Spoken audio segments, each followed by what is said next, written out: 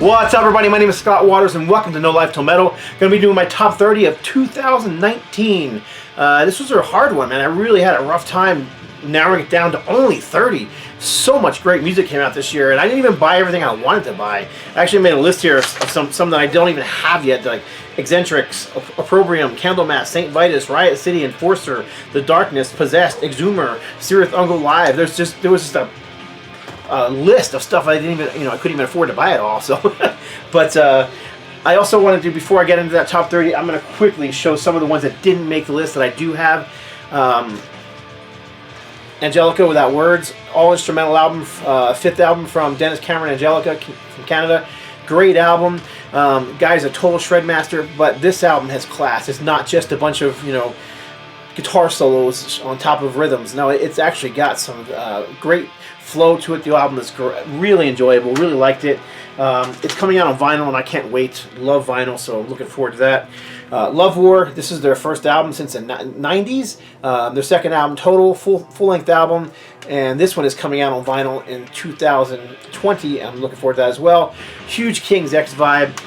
Both those albums may end up getting more play because I tend to play vinyl these days more than I use CDs. CDs I used to play in my car a lot. Vinyl I play at home. While I work from home now, so therefore I play more vinyl. So they may end up getting more spin time because of that. But quickly, some vinyl that didn't make the list. I keep wanting to call them Prelude, but it's PULVER. Just new wave of traditional heavy metal, great stuff. QUEENSRYCHE, third album, Title of Tour. Didn't really grab me. It's okay. It's one of those albums I keep putting on. Like, what am I missing here? Because I know people love the album, and I like QUEENSRYCHE, but people say it was a return to form. Maybe it was, but it's not a return to form for me, because for me that would be the EP or Warning, and it's not that. So it's much more melodic than that. But anyhow, it's not a good album, but it didn't make my top 30. Solid rock album from CHERIE. Her first album in a very, very long time. Very much in line with what you would expect from the Runaways or Joan Jett. Good stuff. Not metal, more straightforward hard rock. The Rods, Brotherhood of Metal, one of my favorite bands. A little disappointed this one didn't make my list. I almost put it at the bottom, but there's just some really, lazy songwriting on here, some of this stuff. I mean, no one expects, thinking man's metal when it comes to the Rods, but, I mean, there's just some Party All Night and Everybody's Rockin'. There's just a couple songs in there that just seem kind of weak for the Rods to me. It just didn't measure up to what I expected for them. Their last album was fantastic. This album is good. I like a lot of it. There's just some songs that didn't quite, do it for me. Therefore, it didn't make the cut. That's all. BLOODFEAST. This is great. Fantastic thrash. 4-song EP, chopped, sliced, and diced. The only reason I left it off is because it was an EP. Bat. This is their new EP. I just haven't spun it enough. I just recently received it. I've only heard it once or twice, and it's just an EP, therefore it didn't make my list. Not because it wasn't good or bad or anything like that. Like I said, just not that familiar with it yet. Man, I really considered putting this one as number 30. Number 30, my number 20 and my number 29 and 30 spots I really wrestled with, because some of these were like, man, this one really should be in there. It's a great album from Savage Master. Again, it just didn't get as much spin time. It's a recent release, therefore I just haven't given it quite as much time as I might have given it had it, come out a month or two ago or beginning of the year. So, traditional heavy metal again. Just got your female vocals and good stuff. NARNIA. Again, this one really could have been in my list. It's a very good album from them. Return of Christian on vocals. Great German heavy metal, power metal. Just didn't quite make my list. One more. TNT, their latest. Nice return to form. TNT kind of lost their way, in my opinion, in the 90s a bit. And they, put out good stuff that I didn't care for at all. But this is a nice return to form. Very good, kind of 80s based stuff. Vocals are clean, very much in a similar way to, I'm trying to think of his name, the vocalist, not the original vocals, but the vocals who made him famous. Regardless, this singer on here, whose name I'm not going to remember either at the time because I didn't really look at it, he's good. He's very good. He's got a great sound. It works great with TNT. So, Norwegian band. All right, so now we're going to get into it. Number 25. Again, really struggled with what to put in number 25 because any of those really could have made number 25, but Deceased, Ghostly White, old school death metal thrash from King Fowley and Company. Very good album from them. I played it several times, and that was basically the deciding factor in this thing. You know, this album has received more spin time than a lot of the albums that I just showed quickly. So, yeah, death metal from Deceased. Surprisingly, this was much lower in my list than most of the past Ram albums have been. Just hasn't quite clicked with me yet. I have listened to it quite a few times though because I really like this band a lot. New wave of traditional heavy metal band. This has got to be their, what, 6th album now, I think, or 7th album. But yeah, Metal Blade Records, very good album from Ram. Straightforward, traditional 80s style heavy metal.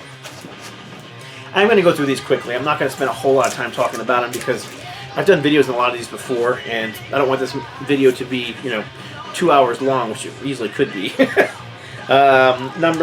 see, I made a list so I wouldn't forget. Number 23, Freakings.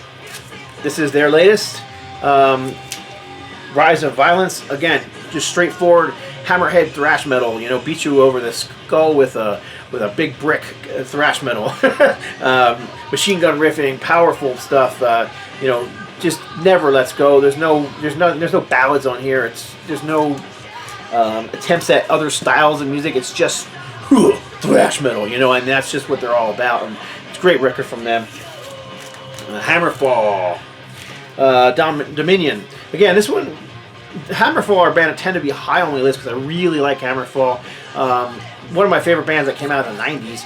You know, when everybody else was claiming that metal was dead, Hammerfall were playing traditional heavy metal, and I love those first 3-4 albums from them. And everything since then I've liked too. This album, no exception, very good album. Really like it. Didn't quite, you know, catch on as much as some of the other stuff I'm about to show, but still a great album from Hammerfall. Traditional heavy metal, classic Hammerfall. I really think that they return to the to their roots here for this one. It's, you know, it's got a similar vibe to the first 3, 4, 5 albums that they put out. So Hammerfall, Dominion, 2019. Band that was new to me this year, Diviner. This is power metal. This is great stuff. I mean, shockingly good. I just didn't expect it to be as good as it is.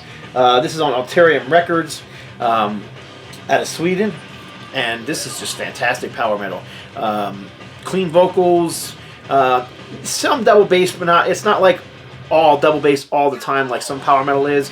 It's also not, you know, super keyboard saturated. The keys they're there, but they're not, but they're definitely in the background. And this is guitar driven heavy metal. This is great stuff. Diviner, and this is Fallen Empires. Cool cover art too. Even like their logo. Another newer band. This is Smoulder. I can't remember if this is their first album or not. Should look that up. Regardless, kind of traditional heavy metal mixed with doom. Heavily inspired by Candlemass from what I can tell. Female vocals, great stuff. Smoulder, just a band that, again, took me by surprise. Someone said, you need to check them out. I did. I checked them out on YouTube. I'm like, wow, that's great.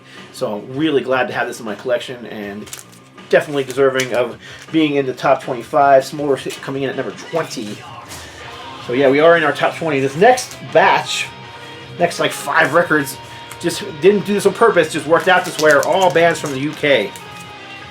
Another new wave of traditional heavy metal band, Amulet. This album is fantastic. Just great, straightforward heavy metal. Clean but aggressive vocals, great guitar solos, memorable songs, you know, good hooks, and, you know, good production as well. Not overly clean to rob the band of their raw energy, but just nice mixture of you know, aggression and heaviness and rawness with good, solid, clean production. So Amulet, this is The Inevitable War. Now, I don't usually include live albums in these kind of lists, but this album just got so much spin time from me, I had to put it in here. Absolutely love this band, but again, another band from England. This is new wave of British heavy metal band, Raven. This is their 2019 live album, and wow, this is fantastic, man. They definitely better than Destroy All Monsters from, you know, 15 years ago.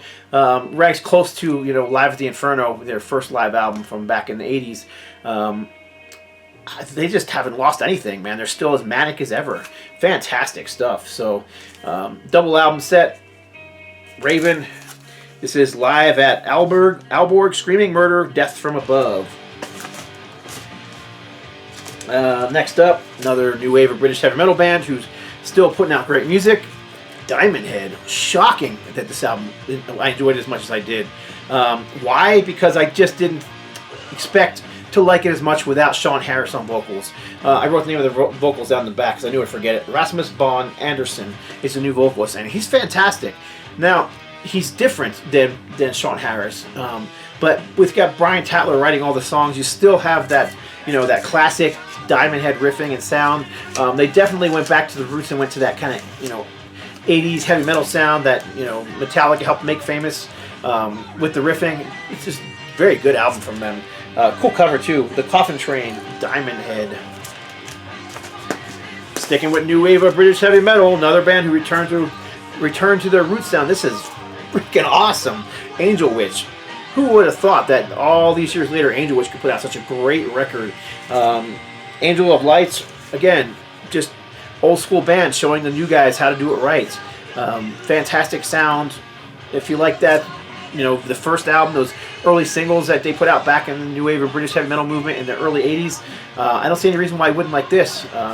It's got that same vibe to it. Of course, it's got better production than back then. Back then, everything was analog production, and you were kind of dependent on the studio. Now, everything, you know, you can record digitally and you get better sound quality, but still, very good album from them. Let's see, what number are we on? Number 15. Canadian hard rock heavy metal band Helix and Old School. Keep seeing people say this is a compilation. It is not a compilation. It is a new album. These are all songs that were written back in the 80s, but never used. The demos recorded with the original guitar player, which I'm embarrassed that I forgot his name. I gotta look it up. So just too many records at one time and brain farting it. There he is, Paul Hackman. So Paul Hackman, who passed away in 1992, wrote several of these songs. I think 7 of these songs were co-penned by Paul Hackman, and Brian Vollmer was cleaning out his house, getting ready to move, found all these old tapes and decided to find out what was on them, and he just found all these forgotten demos that the band had recorded but never used for records. And he took those songs, and the current lineup recorded all those songs brand new, and that's what you have here. What they did, though, was they managed to salvage some of the guitar parts and some of the guitar solos that Paul had recorded back in the 90s and use those as part of this record. So his playing is actually on this record. Great album, old school, super catchy songs, great straightforward Canadian heavy metal. Let's see, number 14, another new wave traditional heavy metal band, Traveler. Man, this might have been higher if I had just recently received this record and I'd been spinning it a lot. Huge mix of like bands like Thin Lizzy and the twin guitar attack of Iron Maiden. Really enjoy this record. I'm sure as time goes on, this is one of those ones that's going to continue to grow on me and it's going to continue to become a favorite. Can't remember where this band is from. Doesn't really matter at the moment. Just great, solid heavy metal from Traveler. And I think it was a self-titled album. Yep, correct. Just want to make sure. We are on number 13. This is an EP, sort of. Sacred Reich. Now, it's 8 songs. Back in the 80s, that might have been a full-length album. Frankly, I think it's perfect album just the way it is. I've heard people put this album down. I'm not sure why. It's just solid thrash metal, man. It's a great comeback album from these guys. Love the album cover art. Love the music. With 8 songs, it kind of leaves you wanting for more. You know, you play side A, you play side B, and you're like, oh man, that's it. And I don't think that's a bad thing. You know, you're not bored with it. It's like by the time it's over, you're ready for some more. And I just think that's a great quality that you don't see much in music anymore and recording. But yeah, 1, 2, 3, 4, 5, 6. 1, 2, 3, 4, 5, 6, 7. Yeah, 8 songs, like I said. Sacred Reich, and this is Awakening. Death Angel, one of the original Bay Area bands. Many called them second wave back then, but whatever. Death Angel were just a fantastic band, and in my opinion, their last 4 albums have been every bit as good as the stuff from the 80s. Now, somebody think that's blasphemy. I don't really care. I think they're great. I play this album a lot. I love their first 3 albums, Act 3 being one of my all-time favorites, but these last, like I said, 2-3 albums from them have just been spectacular.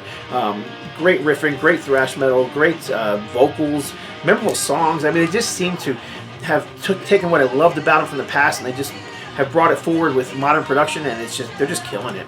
So yeah, this is Death Angel, Humanicide, 2019, and that was number 12. Number 11. There is no vinyl release on this one, unfortunately. Visionary Noise Records. This is Banshee's The Madness. Again, Terry Dunn, guitar player, returning with vocalist George Call with his second album with the band. Just fantastic. Can't say I like it better than Mindslave. I don't know, man. Mindslave is just one of those albums that, to me, is just one of the greatest albums of all time. I know it's saying a lot, but I really, really like Mindslave. So when this album came out, it was, you know, an uphill battle for it to, for me, just because I love that album so much. So, regardless, this is a great album. Very much in a similar vein to that. Very heavy U.S. power metal. I mean, if you like the, you know, the sounds of like a band like Metal Church, that's kind of the heaviness and the vein that they're in. Some doomier parts, some thrashier parts. The entire album deals with kind of mental health issues. Some of it being very disturbing, but still a great album. There is one cover song on here too, "Slip It Away," Dio era Black Sabbath, and George Call just does a fantastic job with that. Go to YouTube, check out the song Metamorphosis. If that the song doesn't, you know, blow you away, then your spoon doesn't fill out your bowl, because it's just that good. Alright, what are we on? Number 10, the top 10. Dun, da, da, da, top 10, 2019, for me. Alright, this album is new to me. I received this maybe a month ago, but I can't say that I've spun it less than 10 times already. Repent. You like this better than Death Angel and Sacred Reich and all those other ones? I don't know, man. This one just caught me immediately. It's one of those ones that just grabbed me by the jugular and immediately held me there, you know, and called me for more spins. German heavy metal band Repent. Hugely influenced by the 80s, have been around since the 90s. A band that I was absolutely unfamiliar with until their vocalist actually sent me a copy of this to check out. And like I said, brilliant. Deserving to be in the top 10 for 2019. This is Repent's Condemned to Fail. Thrash metal. A lot of thrash metal in here. Big shock for me, I know. This one is actually on my own label, and I kind of struggled with where to put it at, because it honestly is one of the albums I listened to the most this year. Vinyl, no vinyl, just CD, but this is Veil of Deception. Dissident Voices is playing in the background. I love this album. I mean, it easily could be anywhere in the top 10 for me. It's just been that great. If it wasn't on my own label, I might have put it higher. I just felt like if I put it at number 1 or 2, everybody would be like, oh, you just put it there because it's on your label. There's other stuff on my label you notice that's not in my list. So, you know what I mean? This is the stuff that I really love. The stuff that I really listen to all year long. And this album got played over and over and over again. Great traditional heavy metal. It's got some modern, more modern elements in it. It's got, you know, some thrash influences and some groove influences here and there, but straightforward heavy metal for the most part. And I always described the vocals of Daniel as Vince Neil, if Vince Neil could sing. You know, Vince Neil had a charisma and style all his own, but Daniel sings, and he's got a great voice, but it's very high pitched and it's very off. It offsets the music so brilliantly. I just love it. So, Veil of Deception from Austria. Their third album, Dissident Voices. This is shockingly not in my top 5. I don't know why. It just I played it a bazillion times. It's Overkill, so I love anything Overkill. But yeah, there was other albums I just spun more than this one this year. Let me show you the back cover. I've got a flyer stuck in there so you can't see it. But I mean, it's exactly what you expect from Overkill. You know what I mean? It's you know, New Jersey, New York, thrash metal, heavy metal, some doom influences here and there, but Overkill is Overkill. If you don't know them, then chances are you're just not a heavy metal fan, because they are just one of the legends of heavy metal. So, well deserving to be in the top 10. That would be number 8. Here's the flyer that was in there. They had a album release party, and my buddy Chris went to the party and got this album autographed by Blitz for me. There's the autograph right there. Sorry, the glare is awful here. All right, so where are we at? We're on number 7. Number 7. Number 7 is a little controversial only because technically it came out at the end of 2018, but this is Tourniquet, Gazing at Medusa. All right, October of 2018, if you bought the digital version, the digital download was available. I don't do digital downloads. I didn't hear it. If you pre-order the CD, that came out in November and was coming in people's mailboxes in November, December of 2018. I pre-ordered the vinyl. The vinyl didn't come out till May of 2019. So I didn't really hear this album straightforward all the way through till then. I don't do digital downloads. I did end up buying the CD in 2019 as well. But to me, 2019 release, because it came out in May of 2019 on vinyl. Fantastic album. One of my favorites from Tourniquet, actually. I think a lot of stuff they have done, I don't know, the last few albums where they had like different vocalists and you know, they had like guest vocalists, so they have different vocals on every song. To me, that just doesn't, albums don't flow as well when you don't have just one vocalist. This album has, well, nearly every song has the same vocalist, which is Tim Ripper Owens, and man, what a great vocalist. He does a great job on here. You've also got former Megadeth guitar player Chris Poland. I think there's an insert in here with his picture and stuff in there. Maybe I'm wrong. Oh, yep, there is. I thought so. So there you go. So you got Tim Ripper Owens here, Chris Poland, formerly of Megadeth, Aaron Guerrara, who has been with Tourniquet for years and years and years, and of course Ted Kirkpatrick, who is the founding member of Tourniquet. Yeah, this is good stuff. This is one of their best albums. I really think it's far better than the last 2 or 3 that they've done. Just better, memorable songs, but still technical. Still has that, you know, that Tourniquet vibe to it with the crazy Ted Kirkpatrick drumming and kind of the technical songwriting and the classical influences. It's all there. Really pushes towards speed metal or U.S. power metal as well in the sound. All right, number 6. Yeah, this is a no-brainer for me. This album just killed it. Steel Prophet. The God Machine, I played this thing a lot. I know some people didn't like it as much because it doesn't have Rick Mathiasen on vocals. And you think Steel Prophet, you think Rick Mathiasen. I mean, he was the vocalist of the band for several years. So instead we get Artie Lapakis. Couldn't remember his last name. Artie Lapakis, who had been with Mystic Prophecy before. And he's a great vocalist as well. Very much different though than you know, Rick. So this album is a little more, and this is going to be the wrong word, but it's the one I can think of more, a little more commercially accessible than some of their older albums, in my opinion, which were, again, straightforward U.S. power metal, U.S. heavy metal. This album just has a little more commercial hook to it, a little more melody to it than you generally would think of when you think of Steel Prophet. But again, it's just straightforward heavy metal. Very good album from them, and I played it a lot, therefore being in at number 6. Now we're in the top 5. Top 5 2019. Da, da, da, da. This album rules. I mean, these guys have just been killing it. The old school teaching the new school how to do it right. FLOSTAM and JESTAM. We get the return of Flopzilla on the cover. This is The End of Chaos. Fantastic heavy metal, thrash metals. Somewhere, you know, in the two. Back in the day, we used to call them power metal, you know, because they kind of were like riding that fence between thrash metal and power metal, thrash metal and heavy metal. Bands like Metal Church, you know, were always like that, and that's kind of where I always pictured FLOSTAM. Some people call them a thrash band, some people call them a heavy metal band, whatever you want to call them. This album is great. Yeah, just one of their best albums. I thought their last album was fantastic too. That album was a little more experimental and a little darker. This album is more straightforward, speed metal, thrash metal, exactly what you would hope for when you see the return of Flopzilla on the cover of an album. This next one, totally outside all the other stuff I've sewn.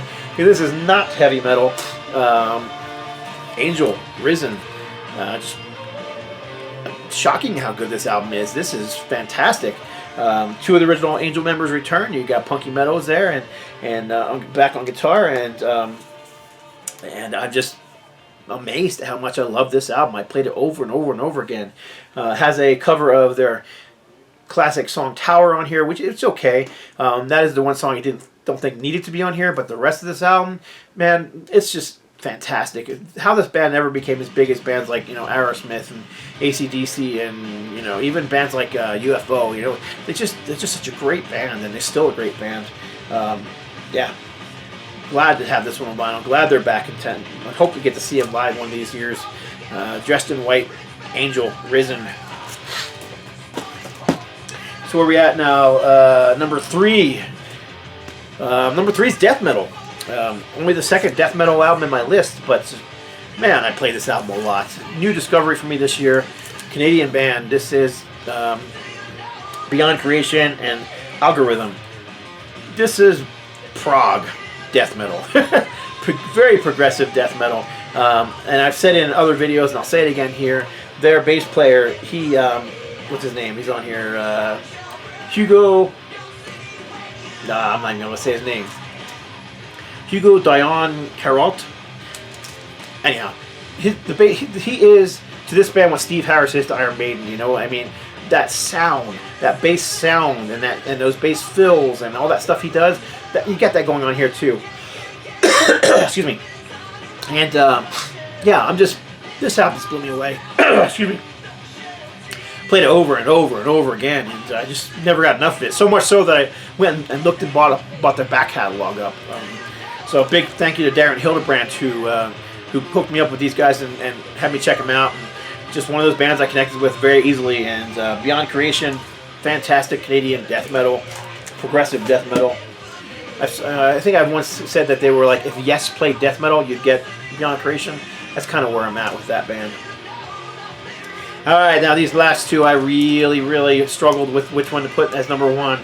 But Acid Reign, this is their brand new return, The Art of Entitlement, thrash metal. Again, another thrash band where I hear a lot of complaining from metal fans saying that it doesn't sound like their old stuff. It doesn't. I mean, their old stuff, you know, they kind of had that joke thing going on with the whole Apple Core, you know, thing that they used to joke around with, and this is just straightforward thrash metal, and then they just are on spot with this album. From the cover art to the music, yeah, this is thrash metal for 2019. These guys weren't messing around when they put this album out. You've got your machine gun riffing, you've got, you know, your fast, speedy bass, double bass, and you've got, you know, the aggressive vocals. It's just everything you want in thrash metal, and what you also have is memorability. These songs are memorable. You know, you don't walk away thinking, man, I don't remember what I just heard. And the other thing is, it leaves you wanting for more. You know, you've got a good 10 songs on here, 6, 7, and 10. Yeah, 10 songs. So they didn't overdo it. You know, they didn't pack it with 14 songs and you're bored by the end. It's just perfect amount of songs. Great album from them. Everything about it I just loved. Nice return to form from Acid Reign. So number 2, No Life Till Metal, top 30 of 2019. And number 1, another new band, Ritual Servant, Evangelii, METALUM Evangelii. From the cover art, old school, to the lyrics, to the music, I just couldn't get enough of this album. Played it over and over and over and over again. The guitar player in this band, formerly of Prowler, and matter of fact, I got the CD sitting right here as well. In general, if I like a band enough, I'll usually get the CD and, you know, like here's the here's the Overkill 2 on CD. But yeah, had to have it on vinyl and CD. But great album from them. This is modern thrash metal, very much rooted in the old school. You know, you can definitely hear the influence of bands like Slayer and Megadeth and stuff like that on here. But they have their own sound. To me, they also remind me of an old Pennsylvania band called Thresher a little bit in their sound. But just great old school thrash metal, very hooky choruses where you kind of like you want to sing or shout along to the vocals, kind of aggressive, gruff vocals, but not death metal, and not like not like the more aggressive stuff like Creator or Destruction where it's pushing the borders of early death metal. This is more gruff sounding, not unlike a band like Slayer or even early James Hetfield and Metallica kind of stuff.